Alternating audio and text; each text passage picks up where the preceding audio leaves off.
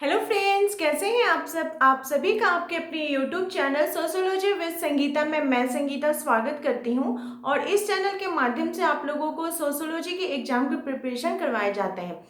तो चलिए आज का हम लोग टॉपिक स्टार्ट करते हैं। आज का जो हमारा टॉपिक है इसमें हम लोग मानव समाज के अंतर्गत हमें जनजातियों को पढ़ना होगा। मानव समाज किसे कहते हैं उसे देखना होगा, उसकी विशेषताएं, उसकी विभिन्न परिभाषाएं, और साथ ही साथ जैसे जनजातियां होगी तो उनके जो युवा गृह है उसे क्या कहा जाता है। तो इसी में ही आपको समाज तथा एक समाज में अंतर को समझना पड़ेगा।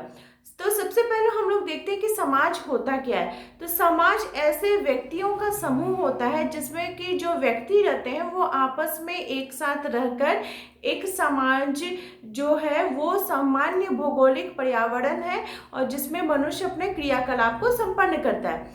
तो यहाँ पे जो हमारा टॉपिक है वो है कि समाज तथा एक समाज में अंतर। और ये जो टॉपिक है ये आपका ग्रेजुएशन लेवल के लिए भी आपको हेल्पफुल रहेगा, साथ ही साथ ये हमारा पीजीटी के सिलेबस में भी मेंशन किया हुआ है। तो मैं यहाँ पे आपका अंतर के हिसाब से बता रही हूँ जो कि आपके दोनों एग्जाम में आपको हेल्पफुल रहेगा।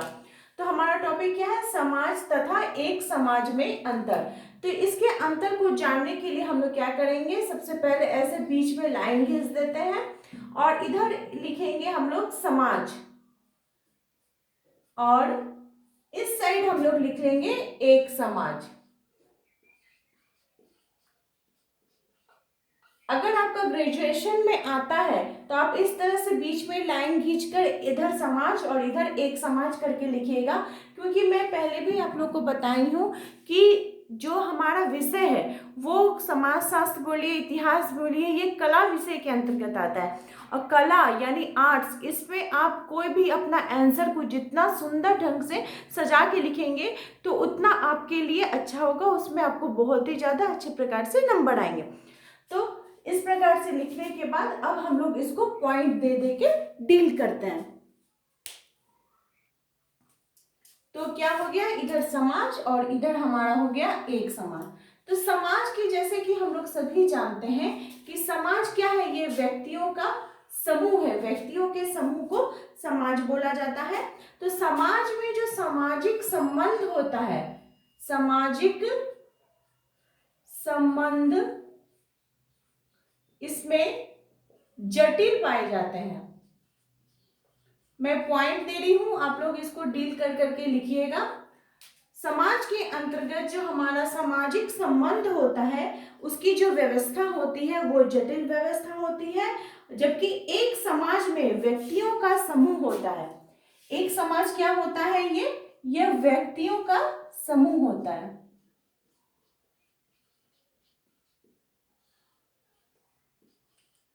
व्यक्तियों का समूह को हम लोग क्या बोलते हैं कि एक समाज।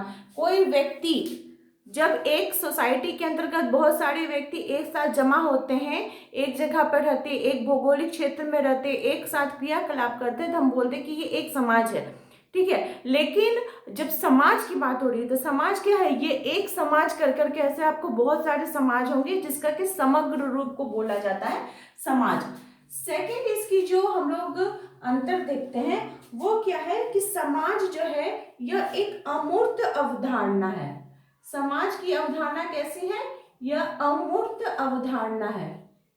क्योंकि हम लोग क्या कर रहे हैं कि जब समाज का बात आता है तो देखिए आपका जो समाज है, आप जिस परिवार से बिलोंग करते हैं, आप जिस जाति से बिलोंग करते हैं, आपके बहुत सारे रिलेटिव रहते हैं, वो सभी अलग अलग जगह पे रहते हैं, उनके फिर अलग अलग रिलेटिव रहते हैं। तो इस तरह के आपका जो समाज है वो बहुत ही विस्तृत क्षेत्र में फैला हुआ है। लेकिन जब एक समाज की हम लोग बात करें तो हम उसको देख सकते हैं, हम जाकर उस समाज को अवलोकन कर सकते हैं। तो इसलिए क्या हो जाएगा, एक समाज जो होता है वो मूर्त अवधारणा है। एक समाज जो है ये मूर्त अवधारणा है। देखिए, मेरी कोशिश हमेशा रहती है कि आप लोगों तक इजी वे में मैं आंसर को पहुंचा सकूं। इसमें भी अगर आप लोगों को कोई डाउट है तो प्लीज़ मुझे कमेंट करके बताएं, जिससे क्या होगा कि मुझे भी जानकारी मिलेगी कि आप लोग को किस विषय में जानना है। और क्लास कैसी आपको लग रही है ये भी बताएं, जिससे कि मैं भी मोटिवेट होंगी और बहुत अच्छे वे में और अच्छे वे में इसको लेकर आ सकूंगी। थर्ड जो हमारा पॉइंट है वो हो जाएगा कि समाज की जो व्यवस्था है वो कैसी व्यवस्था है, तो जटिल व्यवस्था है। जबकि एक समाज की जो व्यवस्था है ये कैसा है, सरल व्यवस्था है। तो इसका सामाजिक संबंध जटिल पाया जाता है और समाज की जो व्यवस्था है वो भी कैसी है, जटिल व्यवस्था हमें देखने को मिलती है। समाज की व्यवस्था कैसी है, तो जटिल व्यवस्था है। जबकि जो एक समाज है उसकी जो व्यवस्था है वो सरल व्यवस्था है। क्योंकि हमें एक समाज के अंतर्गत देखना होगा, हमें जब एक से अधिक चीजों का अवलोकन करना होगा तो वो अवलोकन करना हमारे लिए थोड़ा कष्टदायक होगा, उसका आंसर हमें ठीक ढंग से नहीं निकलेगा। लेकिन जब हम एक समाज का अध्ययन करते हैं तो उसकी व्यवस्था हमें कैसे देखने को मिलेगी, सरल देखने को मिलेगी। समाज जो है उसका अपना भौगोलिक क्षेत्र नहीं होता है, क्योंकि ये विस्तृत क्षेत्र में फैला होता है। भौगोलिक क्षेत्र नहीं होता है, क्योंकि आप सभी वो जितने भी आपके समाज है वो सभी का अवलोकन आप एक साथ नहीं कर सकते हैं। वही जो एक समाज होता है उसका अपना निश्चित भौगोलिक क्षेत्र होता है, उसका अपना निश्चित भौगोलिक क्षेत्र होता है। फिफ्थ हम लोग पॉइंट देखते हैं कि जो समाज है वो उसके अंतर्गत भी बहुत सारी भिन्नताएं हमें देखने को मिलती हैं। समाज के अंतर्गत भिन्नता देखने मिलती है, क्योंकि इसकी जो व्यवस्था है वो जटिल व्यवस्था होती है। लेकिन एक समाज की जो व्यवस्था है उसमें समानताएं पाई जाती है। एक समाज रहता है वो एक भौगोलिक क्षेत्र के अंतर्गत रहता है, जिसके कारण इसकी जो व्यवस्था है उसमें समानता हमें देखने को मिलती है, समानता देखने को मिलती है। सिक्स्थ पॉइंट हम लोग देखते हैं कि जो समाज होता है उसका आकार कैसा होता है, विस्तृत होता है, व्यापक आकार में हमें देखने को मिलता है। समाज का आकार विस्तृत या बोल सकते हैं व्यापक होता है। जबकि एक समाज का जो आकार एक समाज यानी एक समाज का जो आकार होता है वो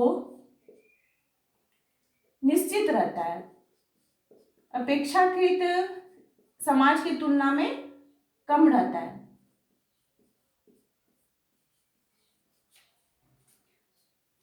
तो आप लोग को अच्छे प्रकार से ये समझ में आ रहा है।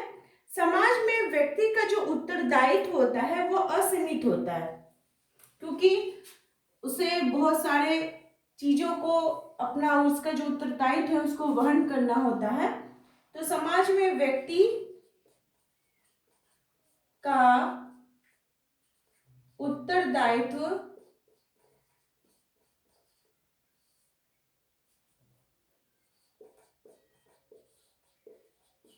असीमित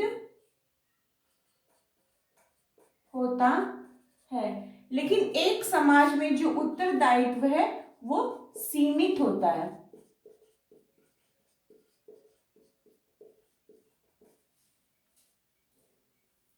तो हम लोगों ने क्या देखा कि समाज की जो व्यक्तियों का संबंध होता है वो जटिल होता है।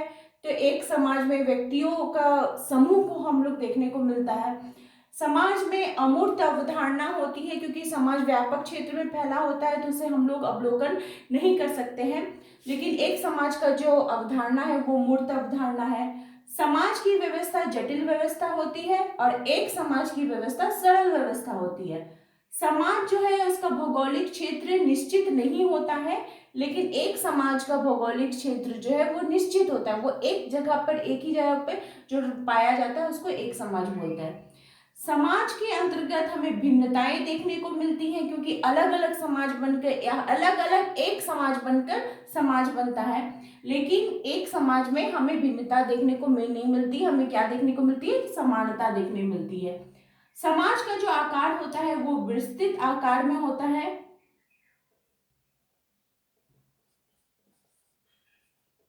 विस्तृत आकार होता है, व्यापक आकार होता है, और एक समाज का आकार जो होता है वो निश्चित रहता है।